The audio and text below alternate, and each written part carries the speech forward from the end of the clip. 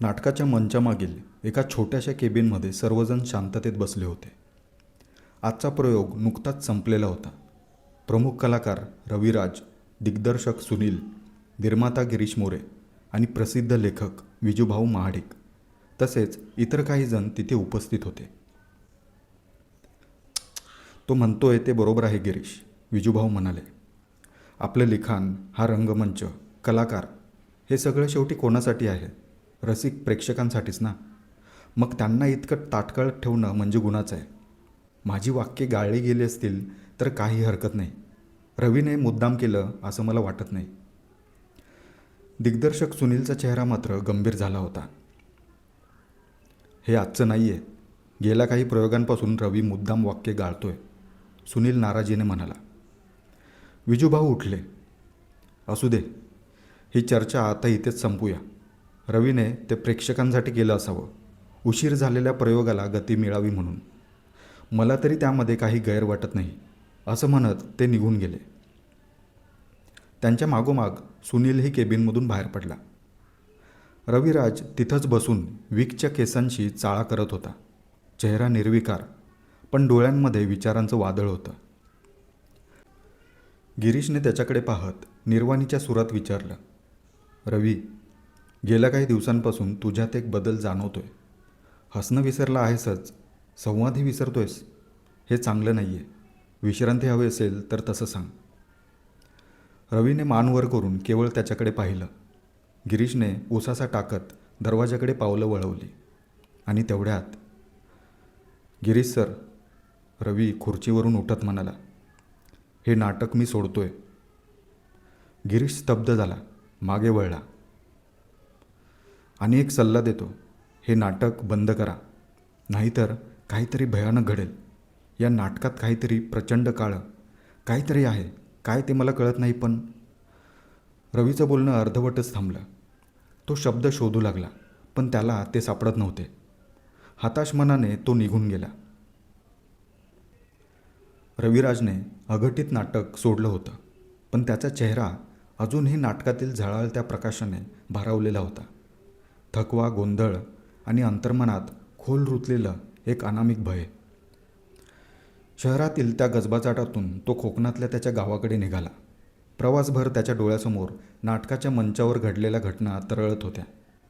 हरवलेली संवाद, विचित्र स्वप्न आणि प्रेक्षकांमध्ये घडलेली भयावह वागणूक. प्लॅटफॉर्मवर गर्दीतून पुढे चालत असताना त्याला वाटत होतं, जणू प्रत्येक चेहरा त्याच्याकडे काहीतरी विचारतोय. रवी, तुझं खरं भय काय आहे? गावच्या बसस्टँडवर उतरल्यावर त्याला एक वेगळाच शांतपणा जाणवला. शहराच्या गजबजाटाला विरुद्ध असलेली ही शांतता, झाडांची सळसळ, दुपारच्या उन्हात पसरलेली निवांतता आणि वाऱ्यावर उडणारी धूळ. त्याचं टुमदार कौलारू घर जणू त्याच्या प्रतीक्षेतच होतं. अंगणात उभा असलेला आंबा, ओटा, विहीर आणि गवतामधून धावत येणारा त्याचा लहान भाऊ, सगळं अगदी तसंच होतं. पण रवी मात्र बदलला होता. त्याच्या स्वागताला आई धावत आली. वडील मागून आले, डोक्यावर छत्री ठेवलेली. काका काकूने विचारपूस केली. सगळ्यांना आनंद झाला होता, पण रवीच्या चेहऱ्यावर अजूनही तोच विचार जमा होता. रवीच्या मनात शांतता नव्हती, पण शरीर थकलं होतं. दुसऱ्या दिवशी दुपारी तो घरासमोरच्या बागेतल्या झोपाळ्यावर आडवा पडला होता. वाऱ्याची झुळूक, मधूनच कुत्र्यांचं भुंकणं आणि झाडांमधून डोकावणाऱ्या उन्हाचा गार सावलीशी खेळ. हातात एक जुनी कादंबरी होती, पण अक्षरांवर लक्ष केंद्रित होत नव्हतं. हळूहळू त्याचे डोळे मिटले आणि त्याने पाहिलं एक भयावह स्वप्न. रवी त्या रंगमंचावर उभा होता. अंगावर मळके फाटके कपडे, डोक्यावर लांब केसांचा विग, आजूबाजूला काळोख, समोर एकच प्रेक्षक, तोही पाठमोरा बसलेला. रवी संतापला. हा अपमान आहे माझा. कोण आहे तिकडे? हाकलून द्या त्याला. मी कलाकार आहे. माझा अपमान मी सहन करणार नाही. तुला श्राप देतो मी. अहम तद्विता नेम क्लीम भौ बहम देहती. इतक्यात तो पाठमोरा प्रेक्षक मागे वळतो. चेहरा अंधारातच. तो हळूहळू पुढे येतो, टाळ्या वाजवत, आणि अचानक त्याचं डोकं फुटतं. अक्षरशः चिंधड्या उडतात. रविराज दचकून जागा होतो. घामाने अंग ओलं झालेलं होतं. श्वासोश्वास वेगाने सुरू होता. काही आठवड्यांनी रविराज शहरात परततो. एक दिवस पेपर वाचताना नाटकाची जाहिरात दिसते. अघटित पुन्हा सुरू झालं होतं, नवीन कलाकारासोबत. रवी स्वतःशीच बोलतो, गिरीश सर ऐकणार नाहीत हे माहीतच होतं, पण मला त्या वाक्यांमध्ये, त्या मंत्रांमध्ये काहीतरी भयानक जाणवायचं. का? त्याच दिवशी रात्री एक बातमी शहरात वाऱ्यासारखी पसरली. पुष्पांजली नाट्यगृहात एका महिलेने स्वतःला पेटवून घेतलं. ती बाई नाटक बघायला आली होती. प्रयोग संपल्यानंतर गर्दीतून समोर आली आणि अचानक पेट घेतला. प्रेक्षकांच्या आणि कर्मचाऱ्यांच्या सतर्कतेमुळे तिचा जीव वाचला, पण ती 40% भाजली होती. रवीने हातातील पेपर खाली ठेवला. ती बातमी वाचून त्याला मोठा धक्का बसला. नेमकं काय घडलं होतं हे त्याला जाणून घ्यायचं होतं. त्याने तडक निर्माता गिरीशना फोन लावला, पण त्यांच्याशी बोलणं होऊ शकलं नाही. आणखीन काही जणांना फोन लावून झाले, पण पक्की अशी बातमी काही मिळाली नाही. शेवटी दिग्दर्शक सुनील फोनवर भेटला. सुनील, मी रवी बोलतोय, रवी म्हणाला. हां रवी बोल, कसा आहेस? सुनीलने विचारले. मी बरा आहे. आत्ताच बातमी वाचली. कालच्या नाटकाच्या प्रयोगानंतर एका महिलेने स्वतःला जाळून घेतलं, रवीने विचारलं. हो, मोठी भयानक घटना घडली खरी. ती बाई नाटक बघायला आली होती म्हणे. नाटक संपले आणि अचानक पुढे येऊन तिने स्वतःला पेटवून घेतलं, पण कसं तरी तिला वाचवलं आणि अनर्थ टळला, सुनील म्हणाला. पण तिने असं का केलं? तिचं नाव काय? कुठून आली होती? रवीने प्रश्नांचा भडीमार केला. हे बघ रवी, त्या बाईला कसंबसं आम्ही वंदन हॉस्पिटलला ॲडमिट केलं. धावपळीत हे सर्व आम्हाला विचारायला जमलं नाही. पोलीस आणि त्या बाईचे नातेवाईक तेथे आल्यावर आम्ही तेथून निघालो. स्पॉटबॉय राकेश तेथे थांबला होता. त्याला माहीत असावं बहुतेक, पण तो एक ॲक्सिडेंट होता, बाकी काही नाही, सुनील म्हणाला.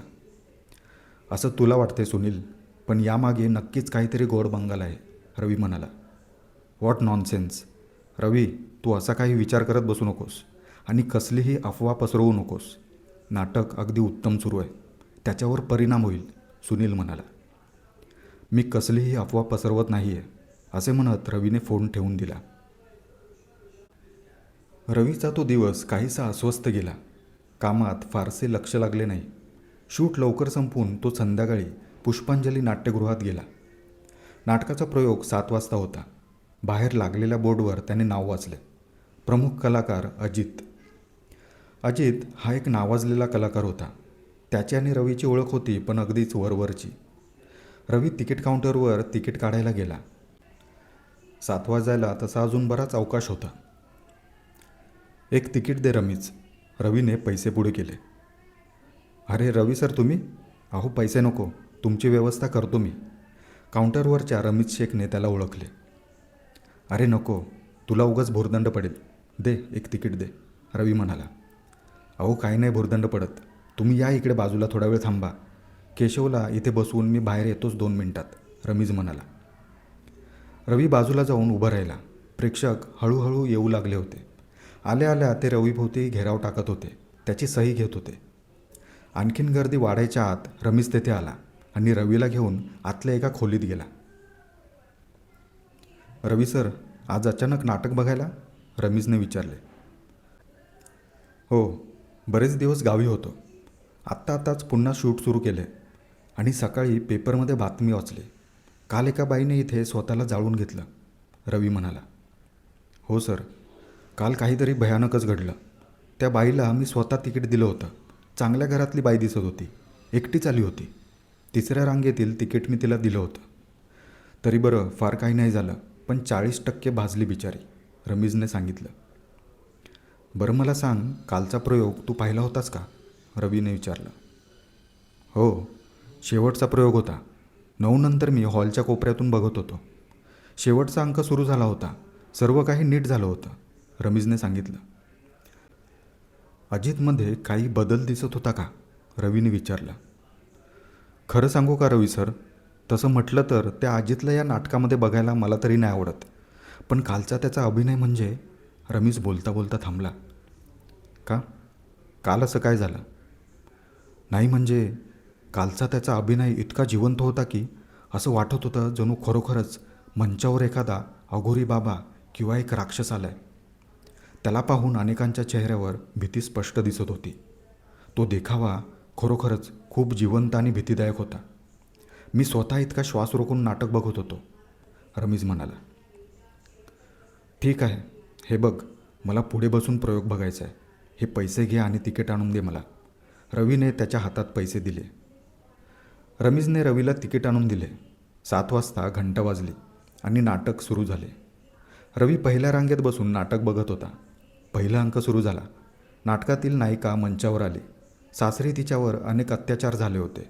घर सोडून ती तिच्या मामाच्या घरी आली होती. सासरची मंडळी तिला घ्यायला आली, पण दोन्ही कुटुंबांमध्ये मोठी भांडणं झाली. मुलीच्या चारित्र्यावर शिंतोडे उडवले. पहिला अंक संपला. दुसऱ्या अंकात नायकाची एंट्री होते. तो त्या नायिकेचा जुना मित्र होता. त्याला परिस्थिती समजते आणि दोघं एक कट रचतात. त्या कटामध्ये तो नायक हकनाक मारला जातो आणि सुरू होतो एक जीवघेणा खेळ. तिच्या सासरची मंडळी तिच्या जीवावर उठतात.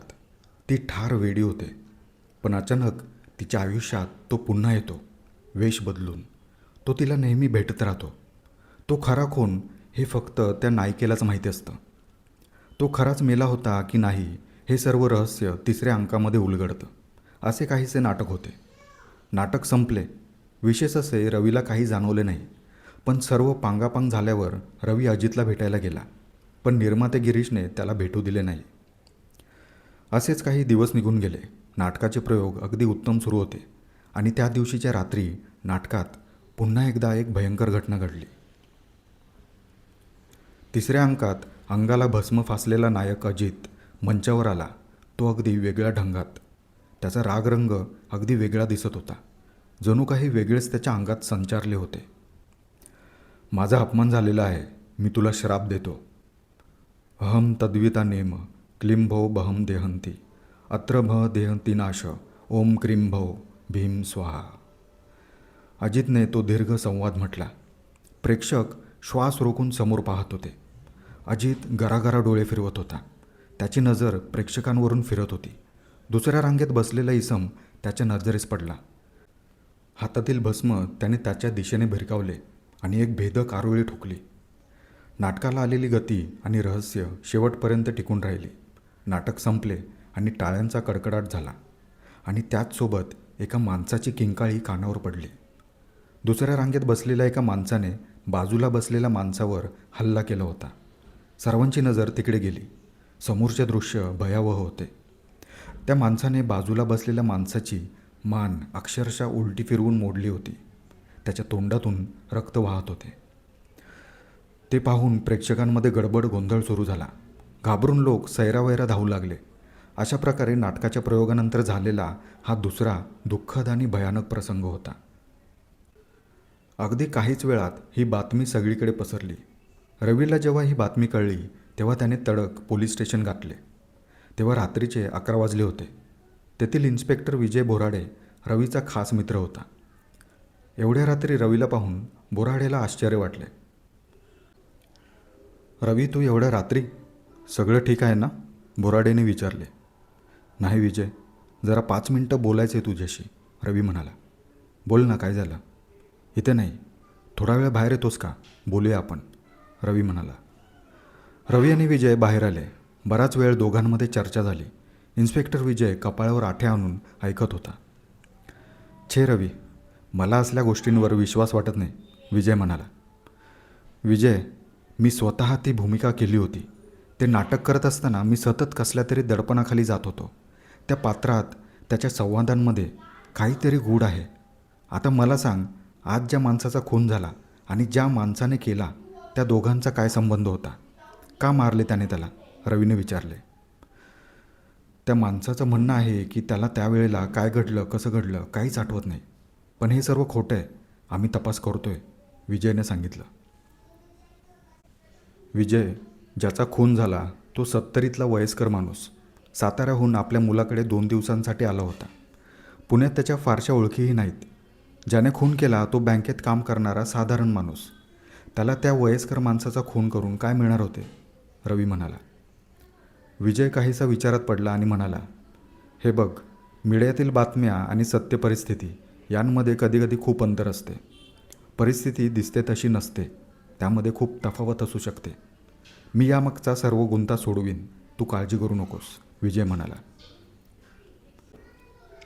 माझा विश्वास आहे विजय, तू पूर्ण प्रयत्न करशील. पण एक गोष्ट तुला माहीत असावी म्हणून सांगतो. गेल्या वेळेस त्या बाईसोबत घडलेली घटना आणि आज घडलेली घटना यामध्ये साम्य आहे, रवी म्हणाला. काय साम्य आहे? या दोन्ही घटना अमावस्येला घडल्या आहेत आणि मला भीती आहे की पुढच्या अमावस्येलासुद्धा काहीतरी अघटित घडण्याची शक्यता आहे. एवढे बोलून रवी तिथून निघून गेला. त्याच्या बोलण्याने विजय काही प्रमाणात का होईना विचारात पडला होता. गावातल्या त्या विश्रांतीने रविराजच्या शरीराला थोडी शांतता दिली होती, पण मन मात्र अजूनही नाटकाच्या गूढसावलीत अडकलेलं होतं. स्वप्न, तीच विचित्र वाक्य, अहम तद्विता नेम क्लीं भव बहम देहती. रवीच्या मनात सारखा एकच विचार घुटमळत होता. हे फक्त संवाद होते का, की काहीतरी वास्तविक आणि प्राचीन मंत्र? शेवटी त्याने निर्णय घेतला, हे प्रकरण थांबवायचं असेल तर याच्या मुळापर्यंत पोचायलाच हवं. रवीला एक छोटं फिल्मशूट मिळालं होतं, पण त्याचं लक्ष सतत भूतकाळात जात होतं. त्या दिवशी सकाळी तो वृत्तपत्र वाचत असताना त्याला एक बातमी थक्क करून गेली. पुष्पांजली नाट्यगृहात एका महिलेने नाटक संपल्यानंतर अभिनेत्रीवर हल्ला करण्याचा प्रयत्न केला. तिच्या हातात चाकू होता. प्रसंगावधान राखून अभिनेत्री वाचली. ती महिला सदोष मानसिक स्थितीत असल्याचं आढळलं. हे वाचून रवीच्या काळजाचा ठोका चुकला. रवीने अमावस्येच्या रात्री काहीतरी अघटित घडण्याची शक्यता इन्स्पेक्टर विजय बोराडेला सांगितली होती. आधी संशय घेणारा विजय आता रवीच्या बोलण्याकडे गांभीर्याने पाहू लागला होता, कारण मागील घटना फक्त योगायोग नव्हत्या. मागील घटनांमध्ये प्रेक्षकांनी अघटित प्रकार केले होते. एका महिलेने स्वतःला पेटवून घेतले. दुसऱ्या प्रेक्षकाने एका वयस्कर व्यक्तीचा जीव घेतला. हे सगळं मंचावर बोलले जाणारे मंत्र आणि त्या क्षणाचं वातावरण यामुळे घडतंय का? हे समजून घेण्यासाठी विजय आणि रवी दोघांनी ठरवलं की यावेळी हे सर्व डोळ्यांनी प्रत्यक्ष पाहायचं. त्यासाठी त्यांनी शेवटच्या रांगेतून संपूर्ण नाट्यगृहावर नजर ठेवायची ठरवलं. जर कुणाचं वागणं विचित्र वाटलं तर त्यांनी त्वरित हस्तक्षेप करायचा होता. रवीला आधीच जाणवलं होतं की अजित जसजसं तिसऱ्या अंकात प्रवेश करतो त्याचा चेहरा, डोळे, शरीराचा पोश्चर सगळंच बदलतं. जणू तो स्वतः अजित राहिला नव्हता. ही गोष्ट आकस्मिक आहे की त्याच्या शरीरात कोणती तरी अघोरी शक्ती प्रवेश करते हे कळण्यासाठी अजितच्या प्रत्येक हालचालींवर बारकाईने निरीक्षण ठेवायचं ठरलं. संवाद बोलताना त्याचे शब्द बदलतात का? मंत्रोच्चारात कुठली विशेष ऊर्जा जाणवते का? प्रेक्षकांवर तो जाणीवपूर्वक नजर फिरवतो का? हे सर्व मुद्दे ऑब्झर्व करणे गरजेचे होते. मागच्या घटनांमध्ये जेव्हा तिसरा अंक चालू होता तेव्हाच प्रेक्षकांमध्ये कोणीतरी विपरीत घटना घडवत होतं. म्हणून विजय आणि रवी यावेळी सज्ज होते. त्यांनी एक सिग्नल ठरवला होता. जर कुणीही धाव घेतली, उभा राहिला किंवा हातात काही घेतलं तर त्वरित हस्तक्षेप करायचा. विजय स्वतः बंदूक न घेता फक्त डिटेक्टिव्ह स्टाईलने निरीक्षणासाठी आला होता. त्याचं म्हणणं होतं की हे आधी समजून घ्या, मगच कायदेशीर पावलं उचला. सर्वात महत्त्वाचं उद्दिष्ट हे होतं, हे नेमकं कोण करतंय आणि का? रवीला आधीपासून संशय होता की नाटकाच्या ग्रुपमधील कोणीतरी यात सहभागी आहे. त्यांनी ठरवलं होतं की विजूभाऊ, गिरीश किंवा जे कोणी कलाकार, कामगार उपस्थित आहेत त्या सर्वांवर नजर ठेवायची. जर काही संशयास्पद वस्तू किंवा व्यक्ती नाट्यगृहात आढळली तर तिला फॉलो करायचं. विजय आणि रवी यांची ही योजना एका पथकाप्रमाणे होती. फक्त शस्त्रांवर नव्हे तर नजरेच्या धारावर आणि मनाच्या सजगतेवर आधारित. ते फक्त घटना थांबवण्याच्या उद्देशाने आले नव्हते. ते एक मोठं अज्ञात सत्य उघड करण्याच्या तयारीने आले होते. नाटकाच्या तिसऱ्या अंकात अजित मंचावर आला. यावेळी त्याचा चेहरा, देहबोली, डोळ्यांची नजर सगळं वेगळंच वाटत होतं. अहम तद्विता नेम क्लीं भव बहम देवती अत्रंभ देहम दिनाश. त्याचे शब्द मंचावर घुमू लागले. त्याची नजर टोकदारपणे प्रेक्षकांवर फिरू लागली.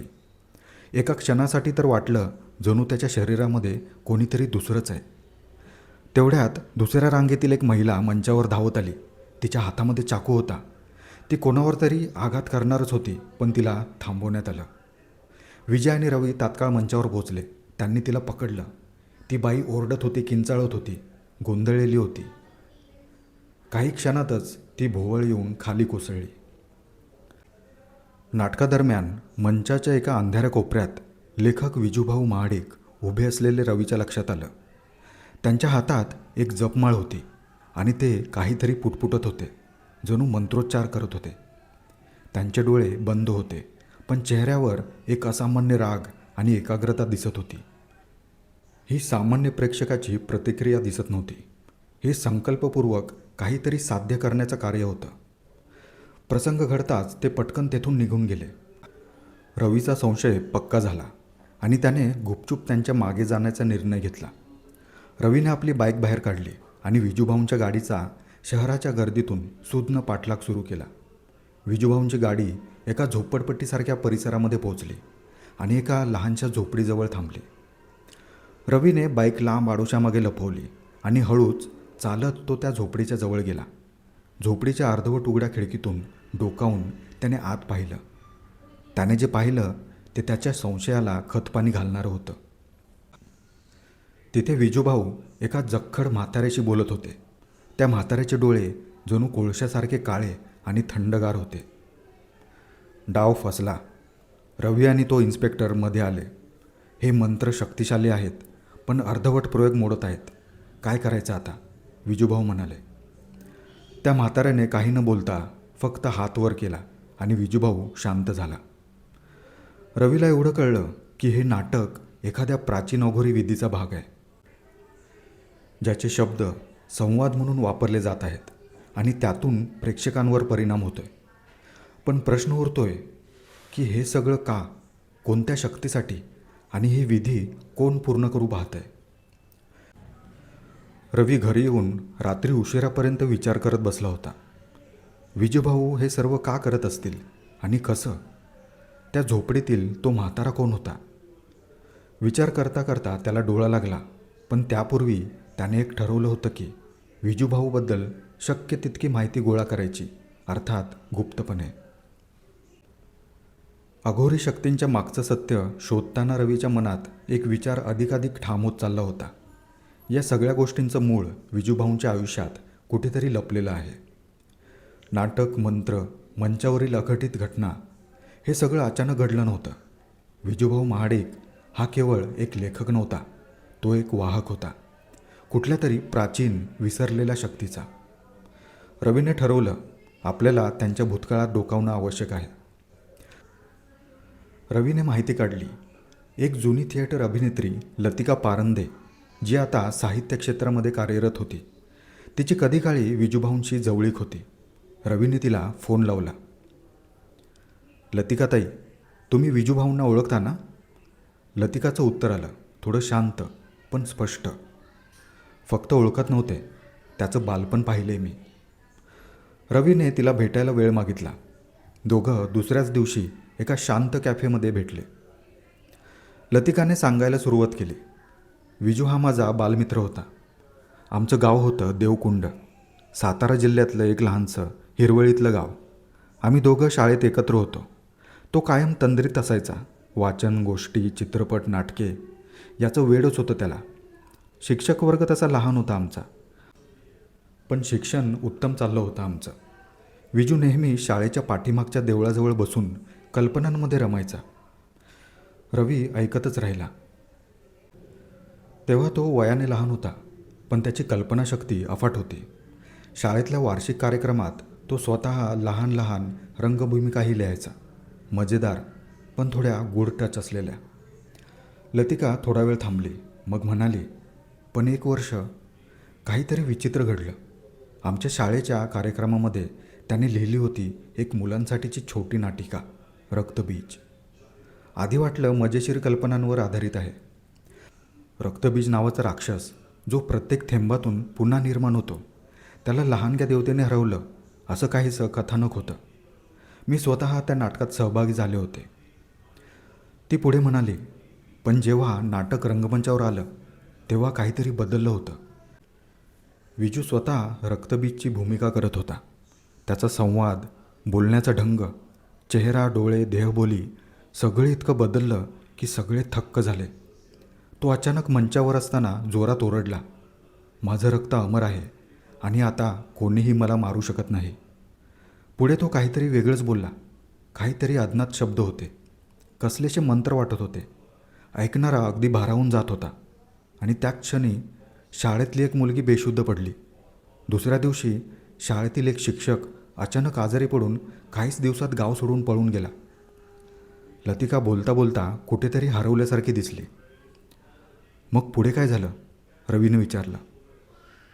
तो नाटकानंतर काही दिवसातच नाहीसा झाला. गायब? कुठे?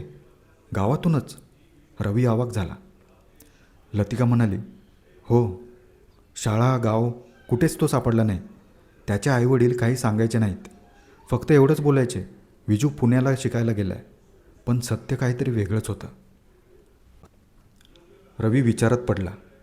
लतिका पुढे म्हणाली, तो गायब झाल्यानंतर काही वर्षांनी त्याच्या काही कथा वर्तमानपत्रांमध्ये छापून यायला लागल्या. त्याचं नाव कुठेतरी पुन्हा दिसायला लागलं. पण तो परत कधीच देवकुंडला आला नाही. आता जर तुला हे खरंच समजून घ्यायचं असेल तर तुला देवकुंडलाच जावं लागेल. त्याचं जुनं घर अजूनही तिथे आहे. त्याची आई आजही तिथे राहते, शांत, बोल आणि आतल्या आत काहीतरी लपवणारी. लतिकाचं सांगणं ऐकून रवी अंतर्मुख झाला. एक नाट्यलेखक जो बालपणापासून छायांच्या खेळाशी खेळत होता आणि त्याचा अंधार आता रंगमंचावर पसरतोय. त्याला आता ठरवावं लागलं.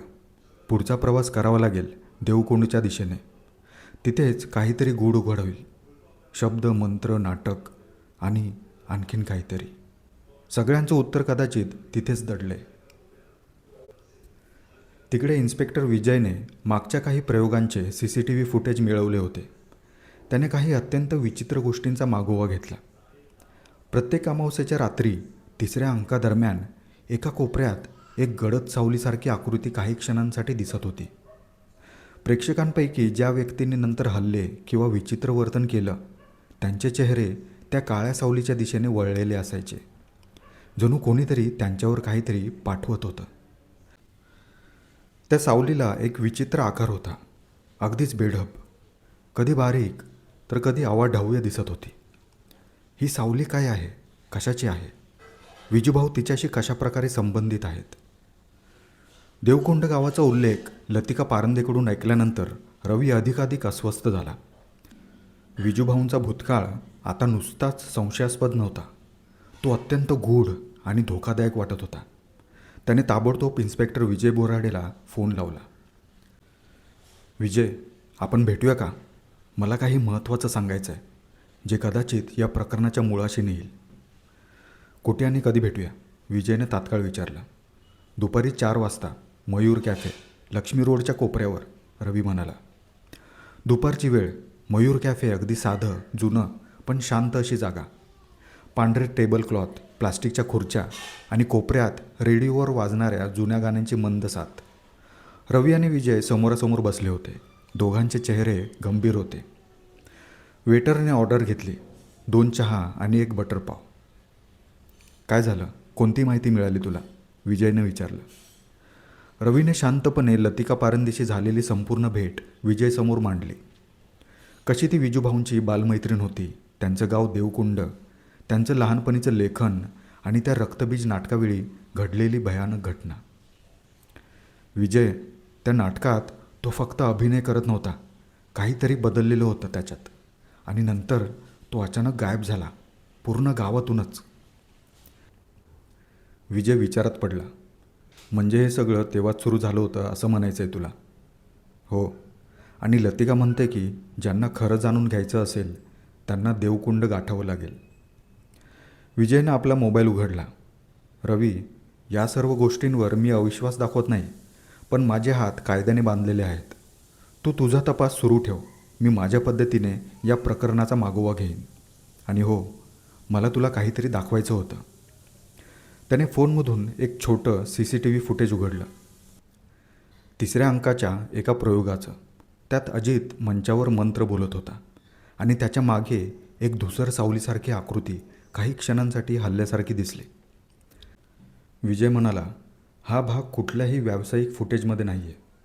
ही बॅकअप CCTVमधून मिळवलेली क्लिप आहे. आणि पाहिलंच का, ती सावली सावकाश प्रेक्षकांच्या दिशेने सरकते. रवीच्या अंगावर काटा आला. ही सावली नेमकी काय आहे? विजय गंभीरपणे म्हणाला, हे एखादं ऊर्जारूप असावं, एखादी शक्ती जी मंचावर बोलल्या जाणाऱ्या मंत्रांनी पोचली जाते आणि ती मग कमकुवत मनांवर ताबा मिळवते. आता हे नेमकं कसं साध्य होतंय हे मला माहीत नाही, किंवा दिसतंय तसंच घडतंय याची काही शाश्वती नाही. रवी शांतपणे म्हणाला, मग पुढचा टप्पा म्हणजे देवकुंड. मला वाटतं आपण जितकं पुढे जातोय तितकं हे अघटित फक्त नाटक उरलेलं नाही आहे.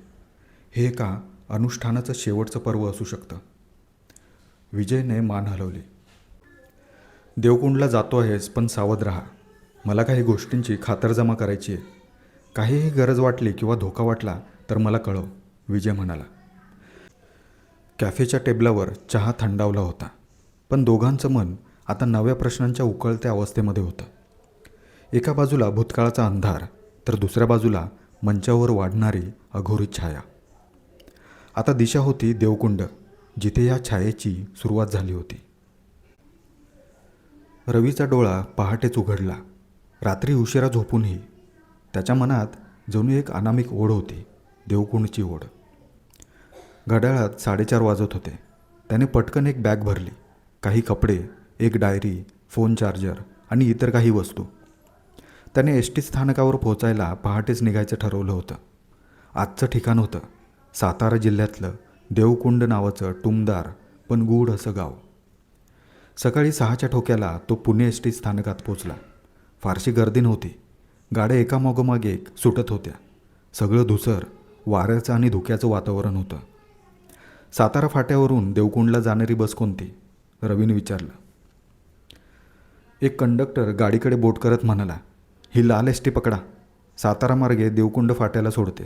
थेट गावात नाही जात, फाट्याहून चालत जावं लागतं. रवी बसमध्ये चढला. आत शाळकरी मुलं होती, काही गावकरी आणि 1-2 झोपलेले प्रवासी. बस शहराबाहेर पडली तसं दृश्य बदलायला लागलं. पुण्याचा गोंगाट मागे पडत होता आणि समोर विस्तीर्ण डोंगर रांगा, हिरवाईनं झाकलेली शेतं आणि धुक्याच्या लाटांमध्ये हरवलेली लहान गावं. रवी खिडकीतून बाहेर बघत होता, पण त्याचं मन मात्र गावातल्या विजूभाऊंच्या भूतकाळात अडकलेलं होतं. एक नाट्यलेखक जो बालपणीच गायब झाला आणि परत आला तर मंचावर अंधार घेऊन. बस चालत राहिली. सुमारे 4 तासांनी ते एका छोट्याशा रस्त्याच्या फाट्यावर थांबले. देवकुंड फाटा, कंडक्टरने आवाज दिला. रवी खाली उतरला. 4 बाजूंनी शेतं आणि झाडांनी भरलेली हिरवळ. फाट्यावर एकच टपरी होती, एक चहाची गाडी. जीवरंग भिजलेल्या तेंडाखाली बसलेले एक आजोबा चहा उकळत होते. टपरीवर फिकट पिवळ्या रंगात लिहिलं होतं, साई चहाघर. रवीने जवळ जाऊन नम्रपणे विचारलं, चहा मिळेल का? आजोबांनी चहा कपामध्ये ओतून पुढे केला. त्यांची नजर रवीच्या चेहऱ्यावर स्थिर होती. तुम्ही गावातले दिसत नाही. हो, मी पुण्याहून आलो आहे, देवकुंडला चाललो आहे, रवी म्हणाला. त्यांनी काहीच उत्तर दिलं नाही. रवीने थोडा वेळ थांबून पुन्हा विचारलं, विजूभाऊ महाडिक यांचं घर कुठे आहे माहीत आहे का? लेखक आहेत ते. लहानपणी याच गावात राहत होते म्हणे. आजोबांच्या हाताचा थरकाप क्षणभर वाढला.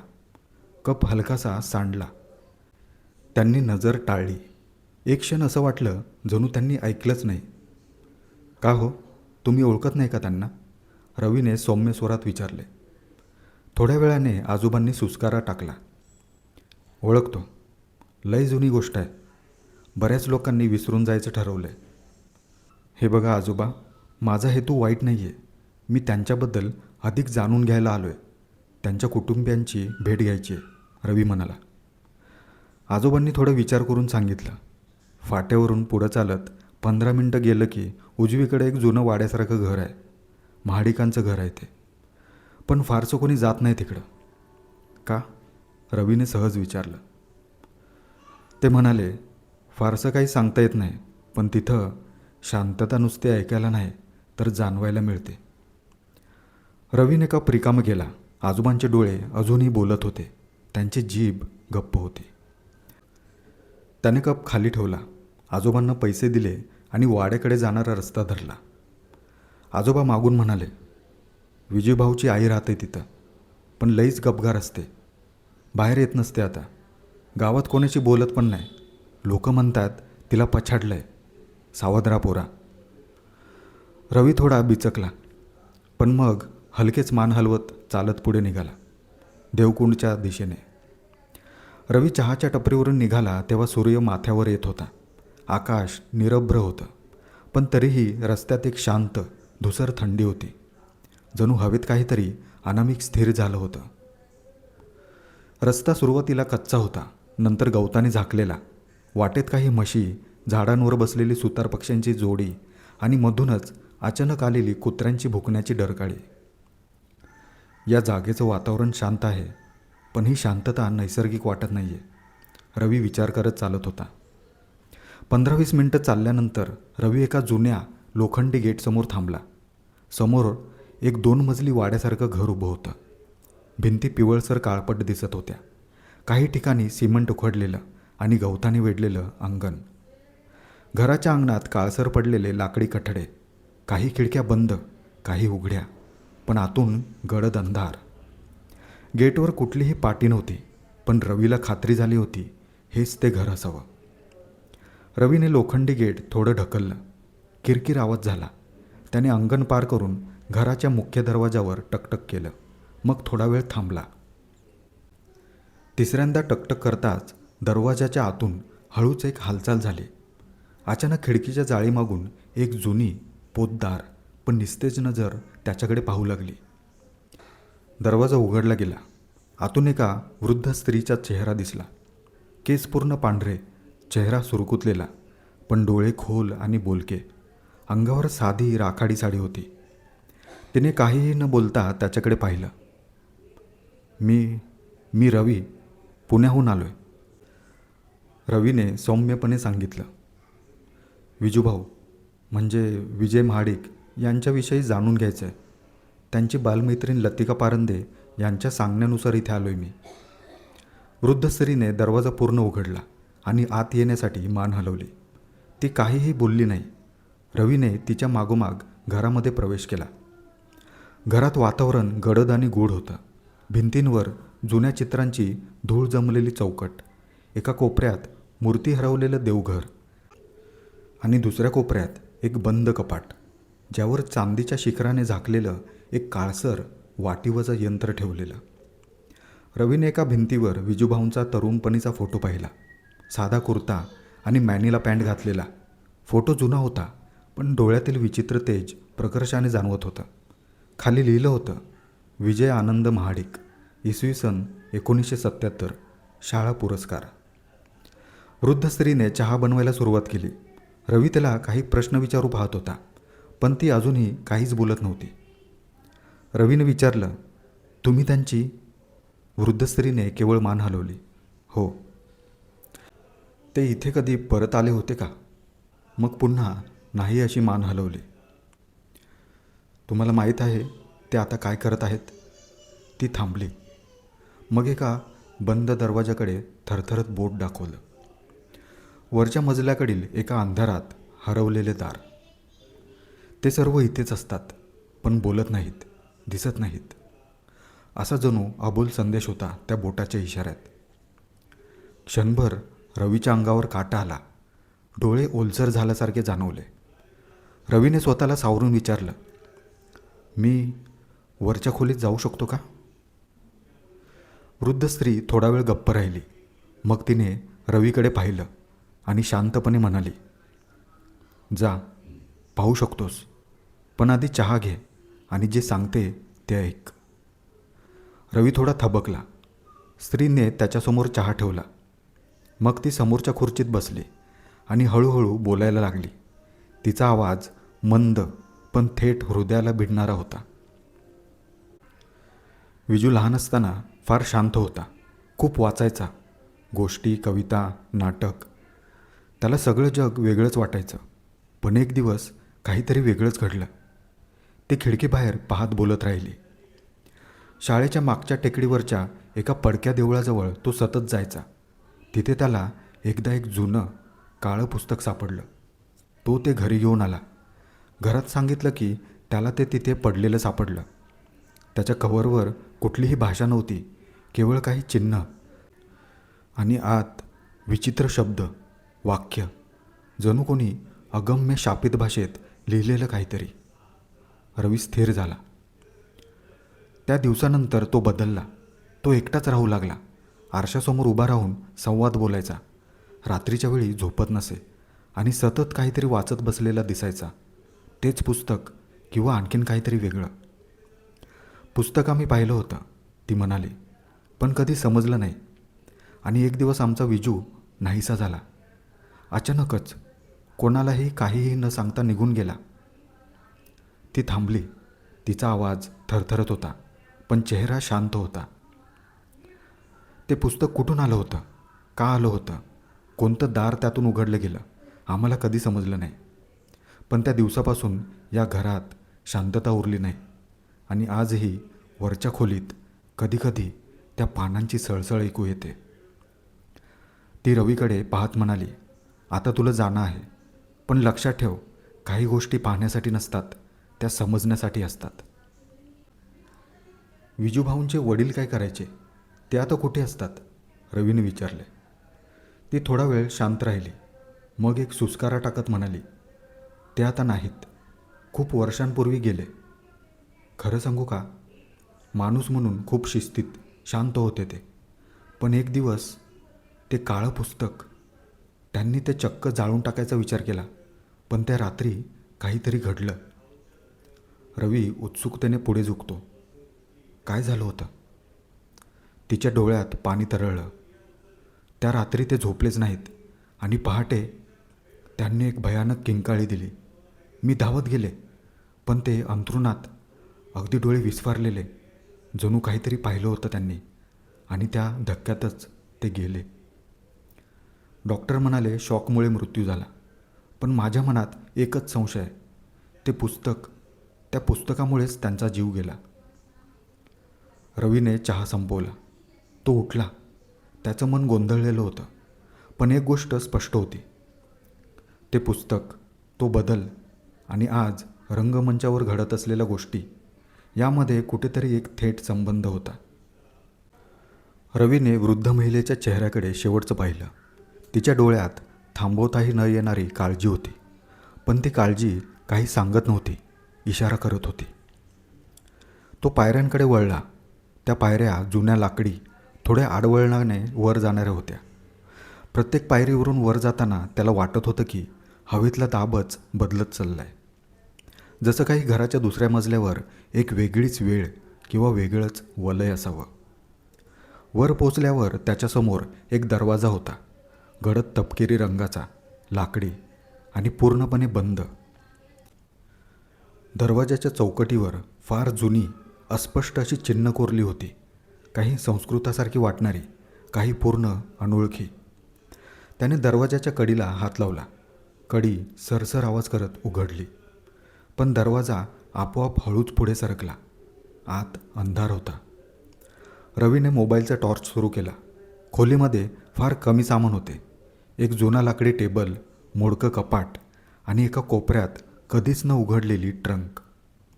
पण सगळ्यात विचित्र गोष्ट होती भिंतींवर लिहिलेलं काहीतरी. मोठ्या अक्षरात, कोळशासारख्या काळ्या शाईने भिंतींवर मंत्रांसारखे वाक्य लिहिले होते. अत्रम भव देहम दिनाश क्लीं भव भहम स्वाहा. ते पाहून रवीच्या अंगावर काटा आला. त्याला हे शब्द माहीत होते. रंगमंचावर अजितच्या तोंडून आणि स्वप्नातून सतत ऐकलेले. त्यांनी टॉर्च ट्रंकेवर टाकली. त्या ट्रंकेभोवती देखील काही वळवाकार आकृत्या कोरलेल्या होत्या. त्याने हळूहळू झाकण उघडलं. आत काहीच नव्हतं, शिवाय एका पुस्तकाच्या, काळसर कातडीच्या कव्हरचं पुस्तक.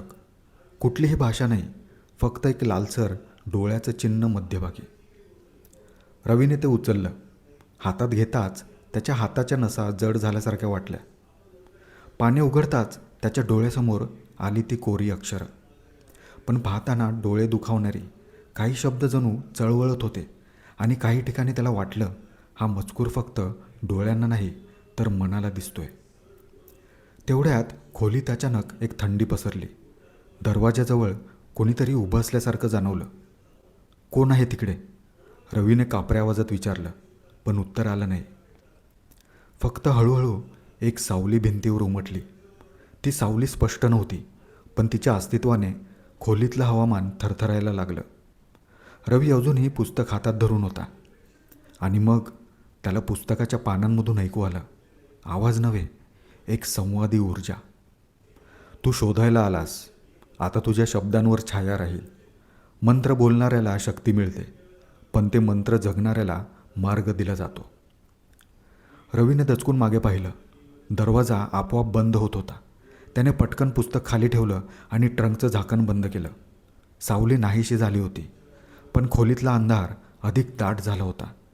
रवीला समजलं हा अंधार फक्त प्रकाशाने नाही तर मानसिक द्वंद्व करून दूर करावं लागणार आहे. हे सर्व आपल्या आकलनशक्तीच्या पलीकडचं आहे. रवीने घाई केली. रवी खोलीबाहेर आला. दरवाजा त्याने हळूच बंद केला आणि सावधपणे पायऱ्यांकडे वळला. त्याचे पाय अजूनही जड वाटत होते, जणू खोलीतील अंधार अजूनही त्याच्या अंतर्मनात भरला होता. त्याने पायऱ्या उतरायला सुरुवात केली. खाली आल्यावर त्याने नजर दरवाजाजवळ टाकली, पण तिथे कोणीच नव्हते. तो चकित झाला. ती वृद्ध स्त्री, विजूभाऊंची आई, गायब झाली होती. चहाचा अर्धा कप रिकामा, पण तिच्या आवाजाने भारलेला कोपरा आता मौनाचं ठिकाण झाला होता. पण त्याने पाहिलं, त्या खुर्चीवर एक डायरी ठेवली होती. ती कुठे गेली? मला तर तिच्या पावलांचा आवाजही आला नाही. रवी स्वतःशीच कुजबुजला. त्याने घरात चारी बाजूंनी पाहिलं. हाक मारली, आई तुम्ही कुठे गेलात? उत्तर मिळत नव्हतं. फक्त एक मंद धुपाचा वास अजूनही हवेत तसाच स्थिर होता आणि भिंतींवरून हलकी वाऱ्याची झुळूक वाहत होती, जणू कोणाच्या तरी अस्तित्वाची जाणीव करून देत होती. रवीच्या हृदयाची गती वाढली. ती खरंच होती का, की हे सगळं त्या घरानेच दाखवलं मला? रवीने ती जुनी डायरी उचलली. विजूभाऊंच्या हस्ताक्षरात काही अर्धवट लिहिलेलं, जणू काहीतरी अनुवाद करण्याचा प्रयत्न केला होता. रवीने घरातून बाहेर पाय टाकला, पण आतून जाणवलं हा वाडा मला काहीतरी सांगून गेलाय, पण कोणाच्या मुखातून नाही तर त्याच्या शांततेतून. रवी अंगणात येईपर्यंत मागे वाड्याचे दार आदळून बंद झाले होते. जणू हा इशाराच असावा, पुन्हा इथे यायचं धाडस करू नकोस. देवकुंडच्या वाड्यातून परतल्यानंतर रवी पुण्याच्या आपल्या खोलीत शांत बसून राहिला, पण त्याच्या मनात एक क्षणही विश्रांती नव्हती. छायांनी व्यापलेली ती खोली, मंत्र लिहिलेल्या भिंती आणि सर्वात महत्त्वाचं ती वृद्ध महिला, जी होती पण नंतर नाहीशी झाली होती. तिने मला आत पाठवलं आणि मी परत आलो. त्यानंतर ती गायब झाली होती आणि तिच्या खुर्चीवर होती एक जुनी फाटकी वही किंवा एक डायरी. रवीच्या डोक्यात हे विचार पिंगा घालत होते. ती वही अजूनही त्याच्याजवळ होती. एक छोटी, फाटकी, काळसर कव्हरची वही, जिच्या पहिल्या पानावर हलक्याशा अक्षरात लिहिलं होतं, विजय महाडिक. त्याच्या पानांवर कोणतीही नीट रचना नव्हती. कधी कविता, कधी मंत्र, कधी अर्धवट विचार, पण काही पाने मात्र विलक्षण होती. त्यावर लिहिलं होतं, शब्द जर भावना घेऊन आले तर ते केवळ संवाद राहत नाहीत, ते स्मरण बनतात आणि स्मरण जागं करतं त्याला. त्या शेवटच्या शब्दाखाली एक अर्धवट आकृती होती, एका डोळ्याचा, ज्याच्या भोवती मंत्रचक्र. रवीला खात्री होती ही डायरी विजूभाऊंची आहे आणि ही त्या अघोरी विधीचा थेट पुरावा आहे. रवीने लगेच इन्स्पेक्टर विजय बोराडेला कॉल केला. त्यांनी एका ओळखीच्या कॅफेमध्ये भेट घेतली. चहाच्या कपासमोर रवीने डायरी विजयसमोर ठेवली. विजयने विचारलं, हे काय आहे? ही मला त्या वाड्यात सापडली, वरच्या खोलीत नव्हे तर जिथं ती वृद्ध स्त्री बसली होती. मी वरून खाली आलो आणि पाहिलं तर ती बाई गायब झाली होती आणि तिच्या खुर्चीवर ही डायरी ठेवलेली होती. विजय थोडा वेळ काहीच बोलला नाही. त्याने डायरी उघडली, काही पाने चाळली. रवी, तू म्हणतोयस की एक जिवंत स्त्री जी तुला त्या वाड्यामध्ये भेटली, जिने तुला वर पाठवलं, ती अचानक गायब झाली आणि तिचं अस्तित्व एका वहीपुरतं उरलं. रवीनं फक्त नजर स्थिर ठेवून विजयकडे पाहिलं. हो, आणि ही डायरी नुसती कल्पना नाही आहे, यात काहीतरी जिवंत आहे. विजय काही क्षण शांत राहिला. त्याला हे सगळं अजिबात पटत नव्हतं, पण रवीच्या डोळ्यातला निर्धार त्याला काहीतरी सांगत होता. तो काहीतरी खरं पाहून आलाय आणि त्याच्या डोळ्यात धोक्याची चाहूल दिसत आहे. मलाही तुला एक गोष्ट सांगायची आहे, विजय म्हणाला.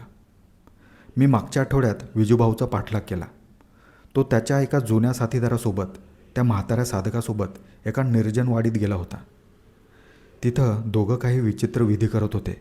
जमिनीवर रेषा, मंत्र, आकृत्या, आणि सर्वात धक्कादायक गोष्ट म्हणजे ते दोघं ग्रहणाच्या रात्री काहीतरी जागृत करण्याबाबत बोलत होते.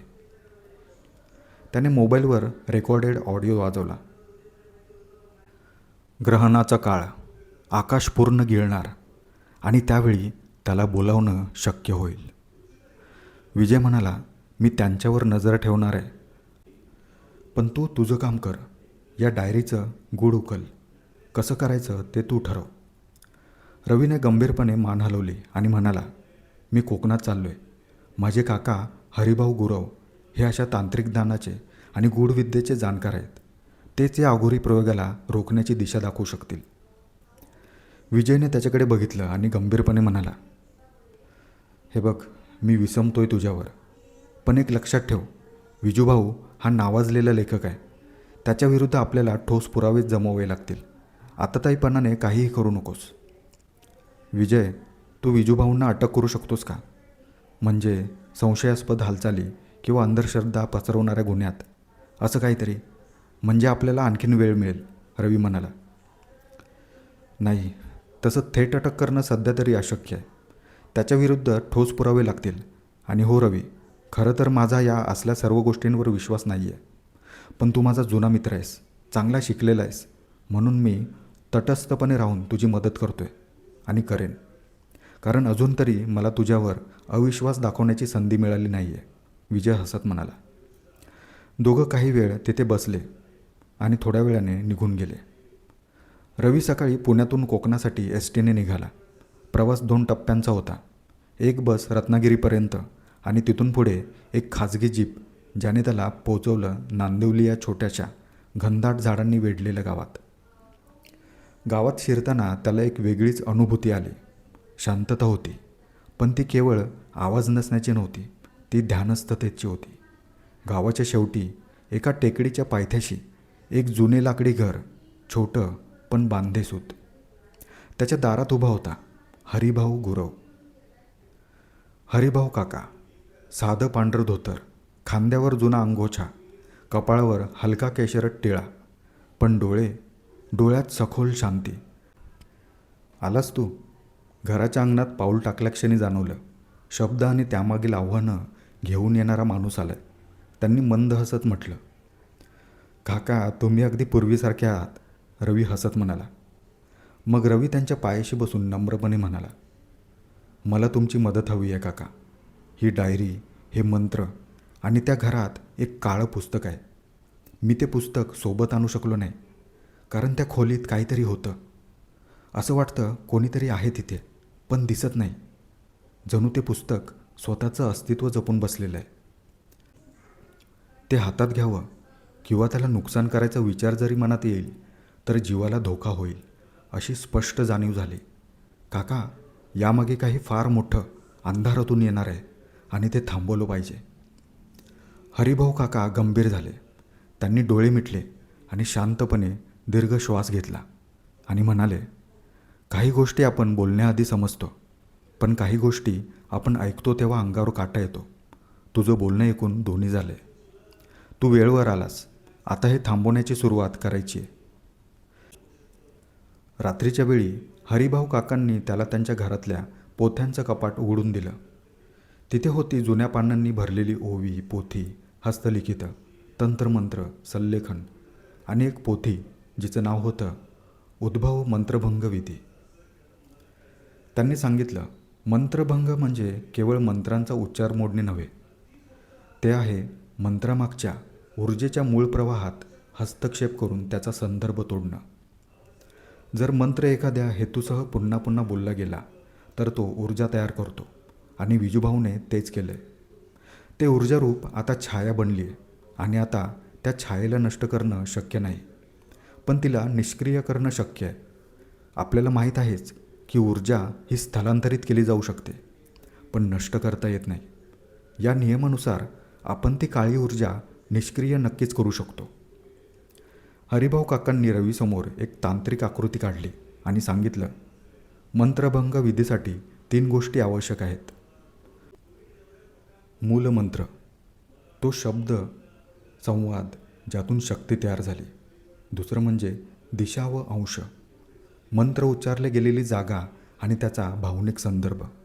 तिसरं म्हणजे कृतज्ञता यंत्र, एक तांत्रिक चक्र ज्याद्वारे मंत्राचा परिणाम शून्य केला जातो.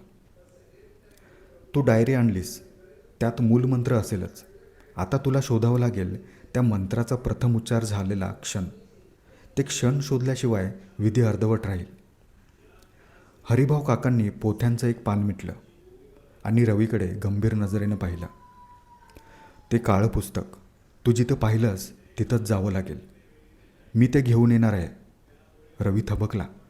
पण काका, मी स्वतः तिथे गेलो होतो. त्या खोलीत जाणं म्हणजे श्वास घेणंही जड वाटतं. तिथं काहीतरी आहे, भयानक. हरिभाऊ शांतपणे हसले. तेच आहे, काहीतरी आहे. पण तो अंधार जिथं वाढतोय तिथं आपल्याला प्रवेश करणं भाग आहे. त्या पुस्तकाचा नाश करायचा असेल तर त्याला त्या स्थानावरून विलग केलं पाहिजे. रात्री रवीने डायरी पुन्हा चाळायला सुरुवात केली.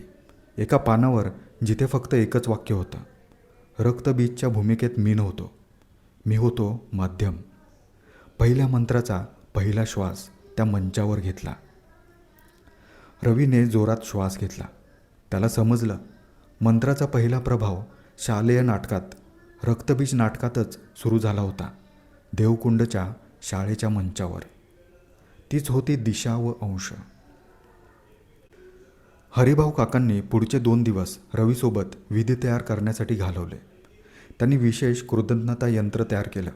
एका चांदीच्या पत्र्यावर रेखाटलेलं 7 चक्रांचं संरक्षक चक्र, काही भस्म, कुंकू, बेल आणि नवा मंत्र, जो केवळ विधी निष्क्रिय करण्यासाठी तयार केला गेला. ती तयारी पूर्ण होत असतानाच रवीला इन्स्पेक्टर विजयचा फोन आला. रवी, ते दोघं गायब झालेत. ग्रहणाच्या 3 दिवस आधी ते कुठे गेले असतील, पण मला खात्री आहे ग्रहणाच्या रात्री ते नक्कीच कोणत्या तरी जागी एकत्र येणार. रवीने फोन खाली ठेवला. दुसऱ्या दिवशी हरिभाऊ काकांनी हातात ते यंत्र ठेवून सांगितलं, हे आहे तुझं अंतिम अस्त्र. पण हे केवळ तू वापरू शकतोस, कारण तुलाच त्याच्या मंत्रांचं हृदय माहीत आहे आणि त्याने हा प्रयोग सर्वप्रथम तुझ्यामार्फतच केला आहे. आपण सकाळीच देवकुंडसाठी निघूया. रवीने यंत्र हातात घेतलं. त्याला जाणवलं, हा लढा आता फक्त शब्दांचा नाही, हा लढा आहे अघोरी आत्म्याशी, काळ्या ऊर्जेशी. दुसऱ्याच दिवशी पहाटे दोघं देवकुंडकडे निघाले. रवी हातात कृतज्ञता यंत्र आणि हरिभाऊंनी एका साध्या पिशवीत काही पोथ्या, राख आणि एक चांदीचं कवच घेतलं होतं. देवकुंड फाट्यावर आल्यावर चहाच्या टपरीचा तोच आजोबा आश्चर्याने दोघांकडे पाहत होता, पण त्याने काहीच विचारलं नाही. वाड्याच्या दिशेने चालत असताना हवेत जणू पुन्हा तीच थंडी, तीच गूढ स्थिरता भासू लागली. वाड्याचं लोखंडी गेट ढकलून दोघंही आत आले. मागच्या वेळी जिथं सगळं स्तब्ध वाटलं होतं तिथं आता काहीतरी जागं वाटत होतं. हरिभाऊ काकांनी दार ठोठावलं. दार उघडच होतं. त्यांनी दार मागे ढकललं. रवीने पाहिलं, हरिभाऊ अजिबात थांबले नाहीत. न बोलता थेट वरच्या खोलीकडे वळले. ते वर गेले. दरवाजा उघडताच त्या खोलीतील हवेत एक विचित्र भार जाणवत होता. जणू एखादा जिवंत विचार आतमध्ये श्वास घेत होता. रवी मागेच थांबला, तर हरिभाऊ एकट्याने आत गेले. खोलीत तोंडासमोर त्रिकोणी मंत्ररेषा आणि ट्रंकेतलं पुस्तक तसंच होतं. पण यावेळी हरिभाऊंनी एक पाऊल पुढे टाकल्याक्षणी हवेतली थंडी अचानक नष्ट झाली. एक उष्ण वारा अंगाला झोंबू लागला. ट्रंकेभोवती जमिनीवर कोळशासारखी रेषा आपोआप पेटू लागली. आणि मग रवीच्या डोळ्यांदेखत खोलीच्या कोपऱ्यातून काळसर धूर उठला. तो धूर काही क्षणात एका गडद उंच सावलीच्या रूपात एकत्र झाला. ती काळी छाया जी रवीने कधी CCTV फुटेजमध्ये पाहिली होती, आता प्रत्यक्षात समोर उभी होती. आकृती पुढे सरकलेली. तिने ट्रंकेजवळ जाण्याचा प्रयत्न करणाऱ्या हरिभाऊंच्या दिशेने आक्रमक हालचाल केली. सावलीचा आवाज नव्हता, पण तिच्यातून येणारी ऊर्जा संपूर्ण खोली हलवत होती. हरिभाऊ एक पाऊलही मागे न हटता कवच मंत्र म्हणू लागले. ओम रक्षम रक्षम शुद्धो हि दह तेजोसी नाममंत्रेनं वृद्धम कुरु स्वाहा. त्यांच्या उंजळीतली राख ते हवेत फेकत होते आणि त्यातून स्फुल्लिंग उठत होते. सावली त्यांच्या आसपास फिरत होती, पण त्यांना स्पर्श करताच ज्वाळा उफाळून येत होत्या. किंकाळ्या देत ती सावली मागे हटत होती. ती छाया आता अधिक आक्रोश करत होती. तिने अचानक ट्रंकेभोवती एक वर्तुळ तयार केलं आणि खिडक्या आपोआप आपटल्या. हरिभाऊंनी त्यांचा शेवटचा मंत्र उचलला. त्यांनी आपल्या गळ्यातील चांदीच्या कवचाचा तुकडा ट्रंकेवर ठेवत म्हटलं, दत्तगुरूचा आशीर्वाद आहे आमच्यावर. अंधाराचा गर्व तू इथे मोडणार नाहीस, मला माहीत आहे. पण तुला निष्क्रिय केल्याशिवाय मी गप्प राहणार नाही. तेवढ्यात ट्रंकेचं झाकण आपोआप उघडलं. काळं पुस्तक आत चमकत होतं, जणू श्वास घेत होतं, जिवंत होतं. हरिभाऊंनी वेगाने ट्रंकमध्ये हात घालून पुस्तक उचललं आणि ते चांदीच्या कवचामध्ये बंद केलं. त्या क्षणी सावली एक तीव्र किंकाळी करत दूर होऊन विरघळली.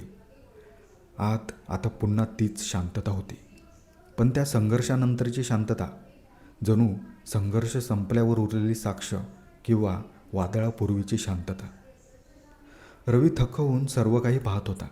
तो मागून आत धावत आला. काका, ठीक आहात ना तुम्ही?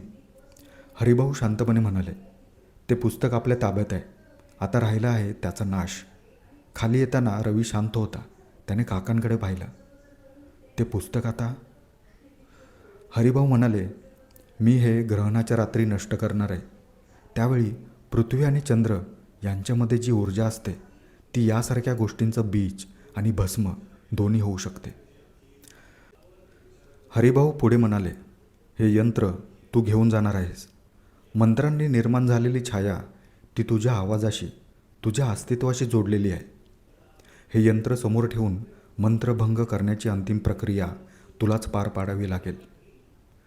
रवीने थोडा वेळ शांत राहून विचार केला आणि मग ठाम स्वरात म्हणाला, काका, त्या मंत्रांचा उगम झाला होता शालेय रंगमंचावर, देवकुंडच्या शाळेत. तिथंच पहिल्यांदा विजूभाऊनं रक्तबीजचं पात्र साकारलं होतं. छाया तिथंच जन्मली होती आणि ती संपवायची असेल तर मला तिथेच जावं लागेल. हरिभाऊ काका काही क्षण थांबले, मग शांतपणे मान हलवत म्हणाले, अगदी बरोबर. रंगमंचावर पुन्हा एकदा अघोरी प्रयोग होईल, पण यावेळेस तो अंधाराचा नाही तर मुक्तीचा असेल. हरिभाऊ काकांनी काळं पुस्तक चांदीच्या कवचात बंद केलं होतं. त्यांनी ते आपल्या पिशवीत ठेवत रवीकडे पाहिलं. मी हे पुस्तक सुरक्षितपणे घेऊन जातो. ग्रहणाच्या रात्री मी ते नष्ट करीन, विशेष विधीनं. पण तुला आता वेगळा मार्ग घ्यावा लागेल. रवी काही क्षण गप्प राहिला, मग शांतपणे म्हणाला, मी इथंच थांबतो. मला अजून एक अपूर्ण शोध पूर्ण करायचा आहे. ती शाळा जिथे हे सगळं सुरू झालं, तो रंगमंच, तो नाटकाचा पहिला प्रयोग जिथे विजूभाऊ पहिल्यांदा रक्तबीज झाला होता. मला तो रंगमंच शोधायला हवा. हरिभाऊ काही न बोलता रवीकडे पाहत राहिले. त्यांच्या डोळ्यात होता आनंद आणि काळजीचा संमिश्र भाव. शोध पूर्ण करण्यासाठी कधीकधी एकट्यानेच प्रवास करावा लागतो रवी. मला पूर्ण विश्वास आहे तू यामध्ये यशस्वी होशील. त्याच्या खांद्यावर हात ठेवत ते म्हणाले, आणि लक्षात ठेव, तुझा हेतू चांगला आहे. दत्तगुरू तुझं रक्षण करतील. हरिभाऊ त्यांच्या पिशवीत कवचबंद काळं पुस्तक घेऊन देवकुंड सोडून निघून गेले. त्या रात्री रवी देवकुंड फाट्यावरच्या एका छोट्याशा लॉजमध्ये थांबला. ती एक अत्यंत साधी इमारत होती. 4 खोल्या, टेबल फॅन आणि एक जुना दिवा असलेलं टेबल. खिडकीतून दिसत होती दूरवर जाणारी पाऊलवाट, राखेला चंद्रप्रकाशात चमक देणारी. रवीच्या मनात एकच विचार घोंगावत होता. तो मंच, तो पहिला संवाद आणि छायेचा पहिला श्वास. मला ते शोधायला हवं. त्याने डायरी बाजूला ठेवली आणि झोपण्याचा प्रयत्न केला. पण रात्री त्याला सतत एकच दृश्य स्वप्नात येत होतं. एक रिकामा रंगमंच आणि त्यावर उभा असलेला तोच काळसर धुरकट चेहरा. सकाळी उठून रवीने चहा घेतला आणि लॉजच्या बाहेर उभा राहिला. त्याने इन्स्पेक्टर विजयला कॉल लावला. हॅलो विजय, मी अजूनही देवकुंडातच आहे. हरिभाऊ पुस्तक घेऊन गेलेत, पण मी थांबलो आहे. मंत्रभंग करण्यासाठी मला तो रंगमंच शोधावा लागेल जिथे हे सगळं सुरू झालं. फोनच्या दुसऱ्या बाजूला विजय काही क्षण शांत राहिला आणि म्हणाला, रवी, नवीन माहिती मिळाली आहे आणि ती अत्यंत महत्त्वाची आहे. विजयचा आवाज धीरगंभीर होता. अघटित नाटकाचा प्रयोग पुण्यातल्या एका जुन्या थिएटरमध्ये ग्रहणाच्या रात्री आयोजित केला गेला आहे. जाहीर न करता, फक्त आमंत्रणधारकांसाठीच ठेवला आहे. रवी क्षणभर स्तब्ध झाला. पुण्यात? हो, विजय पुढे म्हणाला. या नाटकाचं नाव, स्क्रिप्ट आणि दिग्दर्शक सर्व नवे चेहरे आहेत असं दाखवलं गेलं आहे. पण मला खात्री आहे विजूभाऊ तिथं प्रकट होणारच, कारण यावेळी तो स्वतः शब्दांचा प्रयोग पुन्हा रंगमंचावर करणार आहे. रवी उठला. त्याने हातात कृतज्ञता यंत्र घट्ट पकडलं आणि खिडकीतून आकाशाकडे पाहिलं. म्हणजे रंगमंच शेवटी पुण्यात आहे, पण मंत्रभंगासाठी मी राखेच्या रंगमंचाशी जोडलेलो आहे. 2 जागा एकाच युद्धासाठी. त्याने विजयला विचारलं, विजय, तू त्या प्रयोगात सहभागी होणार आहेस का? हो, विजय म्हणाला. मी आधीच आतल्या एका व्यक्तीच्या नावावर प्रवेश मिळवला आहे. रवी म्हणाला, पण एक लक्षात ठेव, तो आता केवळ लेखक राहिलेला नाही आहे, तो साधक झाला आहे आणि रंगमंच त्याचं उगमस्थान आहे. तेथे काय जन्म घेईल माहीत नाही, पण त्याला निष्क्रिय करायचं साधन आपल्याकडे आहे. रवीने फोन ठेवला. त्याच्या चेहऱ्यावर तीव्र निर्धार होता. प्रयोग कुठेही असो, मंत्र तुटला पाहिजे आणि त्यासाठी मी तयार आहे. रवी बाहेर पडला होता, शाळेच्या शोधात. काही गावकऱ्यांना विचारत रवी तेथे पोचला. 15 मिनिटाच्या चालीनंतर तो त्या जुन्या शाळेच्या अंगणात पोचला. पण समोरचं दृश्य बघून त्याचं काळीज थरथरलं. ती शाळा जिथं पहिल्यांदा रक्तबीज नाटक झालं, पूर्णतः जळून गेली होती. भिंती काळ्या पडल्या होत्या, छप्पर कोसळलं होतं आणि एकेकाळचा मंच आता राखेचा ढीग झाला होता. रवी हळूहळू आत गेला. जमिनीवर विटांच्या तुकड्यांवर अजूनही जळक्या कागदांचे अंश विखुरलेले होते. रवी तिथं स्तब्ध उभा असताना एक गावकरी म्हातारा तिथं चहाची किटली घेऊन जात होता. त्याने रवीला बघितलं. तुम्ही बाहेरचे वाटताय, त्याने विचारलं. ही शाळा कधी जळाली आणि कशी? त्या गावकऱ्याने सुस्कारा टाकत सांगितलं. सालाभरापूर्वीची गोष्ट आहे. एका रात्री अचानक आग लागली. कोणी म्हणालं वीज गळती झाली, कोणी म्हणालं आंधळं संकट. पण एक गोष्ट त्या रात्री बघितली बऱ्याच लोकांनी. एका काळ्या धप्पक पोशाखातला माणूस हसत हसत मागच्या झाडांमध्ये हरवला होता.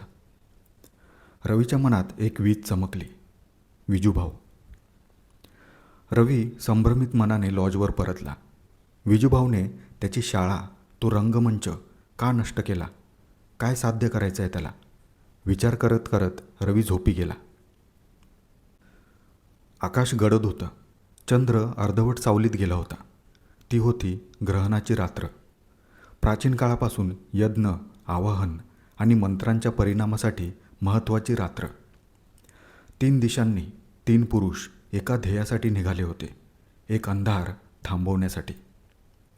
रवीने कृतज्ञता यंत्र सावधपणे एका कापडी पिशवीत ठेवून चाल सुरू केली.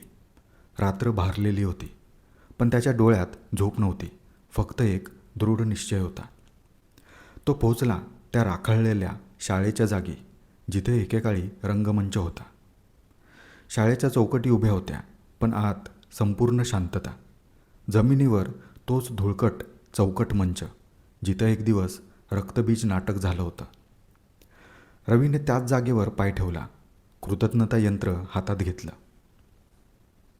हेच ते ठिकाण आहे जिथे छाया पहिल्यांदा जन्मली. आता इथेच तिचा शेवट व्हायला हवा. रत्नागिरीच्या डोंगरमाथ्यावर एका पुरातन नदीजवळ हरिभाऊ गुरव एक मंडल आखत होते. त्यांच्यासमोर ठेवलं होतं काळं पुस्तक, जे चांदीच्या कवचात बंद होतं. त्यांनी विधी सुरू केला. ओम अग्नये मंत्रनाशाय स्वाहा, मूलमंत्र नस्तोस्तु मायायाः विलोपः स्वाहा. पुस्तकाच्या भोवती भस्म आणि कुंकवाच्या रेषा पेटत होत्या. आकाशात वीज चमकत होती आणि चंद्राची रक्तिम छाया अधिक दाट होत चालली होती. पुण्यात एक जुनं थिएटर, नटराज रंगमंच. प्रवेश फक्त आमंत्रणधारकांसाठी होता. इन्स्पेक्टर विजय एका फर्जी नावावर आत गेला. रांगेत बसलेले लोक, फिकट प्रकाश आणि मंचावर लागलेली अघटितच्या सेटची सजावट. पण सर्वात मोठा धक्का त्याला तेव्हा बसला. नाटकात रक्तबीजची भूमिका करणारा कलाकार. तो होता विजूभाऊ स्वतः. त्याने मेकअप केला होता, पण डोळ्यातील छायाच सांगत होती, हा तोच आहे. तीनही ठिकाणी एकाच वेळी मंत्र सुरू झाले. रवीने शांतपणे कृतज्ञता यंत्र रंगमंचाच्या मध्यभागी ठेवले. हरिभाऊ मंत्र फक्त उच्चारत नव्हते, तर ते थेट ऊर्जा निष्क्रिय करण्यासाठी त्यांचा मानसिक द्वंद्व सुरू होता. अगणित किंकाळ्या आणि भयानक आवाजांनी त्यांना वेढले होते, पण हरिभाऊ ठाम आणि निर्भय होते. विजय रंगमंचावर विजूभाऊच्या संवादांमागे मंत्रोच्चार मिसळलेले ऐकत होता. त्याच्या प्रत्येक हालचालींवर त्याची नजर होती. मंत्र, जागा आणि भावना, तिन्ही गोष्टी पुन्हा एकदा सक्रिय झालेल्या होत्या. रवीसमोर त्या राखाळलेल्या रंगमंचावर अचानक हवा दाट झाली. त्याच्या आसपासची राख जमून एक आकृतीसारखी सावली तयार झाली होती. विजय समोर पाहत होता आणि विजूभाऊ अचानक थांबला होता. तो प्रेक्षकांकडे पाहत होता आणि एक मंत्रोच्चार आला. यम संकल्पम यम मोहम यम छायामाया अवतर स्वाहा. त्या क्षणी मंचावरचे दिवे आपोआप बंद झाले. रवी जोरात मंत्र म्हणतो. ओम कृतज्ञताम स्वरूपाय नमः मंत्रभंगम कुरु कुरु स्वाहा. त्याचवेळी हरिभाऊ पुस्तक जाळण्यासाठी अंतिम विधी पूर्ण करतात. आकाशात एक जोरदार वीज चमकते आणि देवकुंडच्या जळालेल्या शाळेच्या रंगमंचावर रवी एकटाच होता. त्याने कृतज्ञता यंत्र जमिनीवर ठेवले होते आणि मंत्रोच्चार सुरू केला होता. अचानक हवेत एक काळसर धुरकट आकार तयार झाला. तीच छाया जी आधी पुस्तकाच्या खोलीत होती, आता अधिक रागाने आणि आकाराने समोर प्रकट झाली. ती रवीभोवती फिरू लागली, त्याच्या मनातली शंका, भीती, आठवणी वेगाने दाखवत. जणू रवीचा स्वतःचा अंधारच समोर उभा होता. रवी थरथरला, पण थांबला नाही. माझा शब्द आता फक्त संवाद नाही, तो सत्याचा यज्ञ आहे. त्याने यंत्रावर हात ठेवून अंतिम मंत्र उच्चारला. छाया किंचाळली आणि एक पांढरा प्रकाश रंगमंचावर उमटला. कोकणात हरिभाऊंनी पुस्तकाभोवती रक्षण मंडल पूर्ण केलं होतं. पुस्तकातली ऊर्जा हलू लागली होती. त्यातून धूर निघत होता. अक्षरं विरघळत होती आणि मंत्र आपोआप बोलले जात होते, थरथरत होते. एका क्षणी पुस्तकातून काळसर हातासारखी रेषा बाहेर आली. जणू पुस्तक स्वतःला वाचवण्याचा प्रयत्न करत होतं. पण हरिभाऊ डगमगले नाहीत. त्यांनी मंत्रचक्र पूर्ण करत भस्म ओतलं आणि कवच बंद केलं. पुस्तक जळू लागलं. एक तेजस्वी प्रकाश उठला आणि पुस्तक अस्तित्वातूनच नष्ट झालं. पुण्यात नटराज थिएटरमध्ये रंगमंचावर विजूभाऊने अघोरी मंत्र सुरू केले होते.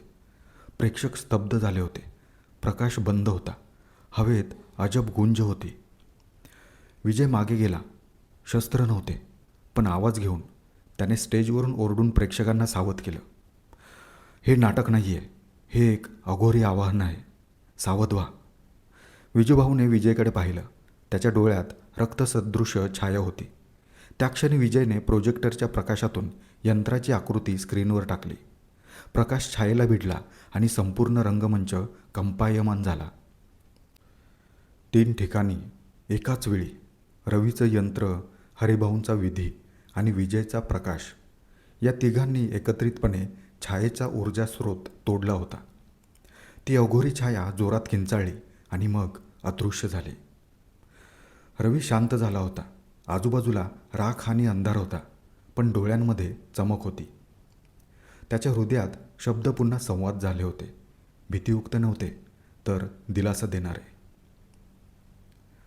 2 दिवसांनी रवी पुण्याला परतला. त्याचं मन स्थिर होतं, पण शांत नव्हतं. देवकुंडची राख, शाळेचा रंगमंच, मंत्रांचा तडाखा आणि ती छाया, सगळं अजूनही त्याच्या डोळ्यापुढे तरळत होतं. त्याने विजयला कॉल केला. दोघांनी शिवाजीनगरजवळच्या एका शांत कॅफेमध्ये भेटायचं ठरवलं. विजय आधीच तिथे पोचला होता. चहाचा कप हातात होता, पण चेहऱ्यावर विचारांची जखम स्पष्ट होती. रवी समोर बसत म्हणाला, सगळं संपलं असं म्हणावं का? विजयनं कप खाली ठेवला. त्याने थोडा वेळ थांबून रवीकडे पाहिलं आणि उत्तर दिलं, सगळं संपलं असं म्हणताही येईल आणि नाही असंही. विजयने सांगायला सुरुवात केली. त्या रात्री रंगमंचावर सगळं थांबवलं गेलं. प्रेक्षक भयभीत झाले होते. काहींचं भान सुटलं होतं. मी विजूभाऊकडे धाव घेतली, पण तो त्या अंधारात प्रॉप्सच्या मागे गेला आणि अचानक गायब झाला. मी आणि माझ्या पथकानं संपूर्ण थिएटर शोधलं. CCTV फुटेज तपासलं, पण तो कुठेही दिसला नाही. एका क्षणात तो नाहीसा झाला होता. रवी गप्प बसला. मग शांतपणे म्हणाला, तो हे सगळं का करत होता विजय? छाया, मंत्र, अघोरी ऊर्जा, त्यामागचं उद्दिष्ट नेमकं काय होतं? विजयने फक्त एक दीर्घ सुस्कारा टाकला आणि म्हणाला, कदाचित काहीतरी दाखवायचं होतं, किंवा काहीतरी सिद्ध करायचं होतं, किंवा कुणाला तरी परत बोलवायचं होतं. सत्य एवढंच आहे की तो जे करत होता त्याला शब्द फक्त माध्यम वाटत होते आणि मंच एक साधन. दोघंही गप्प झाले. आजूबाजूला गर्दी होती, पण त्यांचं बोलणं जणू वेळेच्या बाहेरचं होतं. रवीने शेवटी कप उचलला आणि विचारलं, समजावून घेणं संपलं का विजय? विजय थोडं हसला आणि म्हणाला, छाया गेली रवी, पण काही प्रश्न हे अनुत्तरित राहिले. असो, आपल्याला जे साध्य करायचं होतं ते झालं असं म्हणूया. गडद रात्र होती. एका घनदाट जंगलाच्या मध्यभागी एक गूढ यज्ञकुंड तेवत होता. आकाशात अजूनही ग्रहणाचा अंश शिल्लक होता. चंद्र पूर्ण नाही, पण सावलीत लपलेला होता. कुंडाशेजारी विजूभाऊ आणि तो म्हातारा साधू बसले होते. दोघंही शांत, पण हवेत एक गडद ऊर्जा होती. कुंडाजवळ एक काळसर छाया थरथरत उभी होती.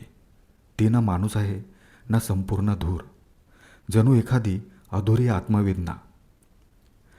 विजूभाऊ आपल्या जुना रंगमंचावरच्या पोशाखात हसत हसत म्हणाला, लोकांना वाटतं की रक्तबीज फक्त एक कल्पना होती, पण मी त्यांना दाखवणार आहे, मीच आहे रक्तबीज. आणि आता मी स्वतःच्या छायांचं अनेक रूपांमध्ये निर्माण सुरू करणार आहे. एक घाव, अनेक तुकडे, एक तुकडा बीजाचा, एक बीज विनाशाचे. तो अचानक मोठ्याने हसला. एक भयकारी, तिरकस हास्य, ज्यात वेदना नाही, पण गर्व आणि अंधार आहे. त्या हसण्याच्या लाटांमध्ये हवेत हलका कंप झाला आणि कुंडाच्या प्रकाशात ती काळी छाया अधिक स्पष्ट होत गेली. त्या साधू माणसाच्या चेहऱ्यावर मात्र अजूनही शांतता दिसत होती. नाही आनंद, नाही विरोध, फक्त स्वीकार. तुझं तेवढंच स्वप्न होतं विजू? त्याने नकळत विचारले. विजूभाऊ डोळे बंद करत फुसफुसला, नाही, स्वप्न नव्हतं. ते तर पुन्हा लिहिलेलं वास्तव होतं. शब्द संपले, पण छायांनी अजूनही मंच सोडलेला नाही.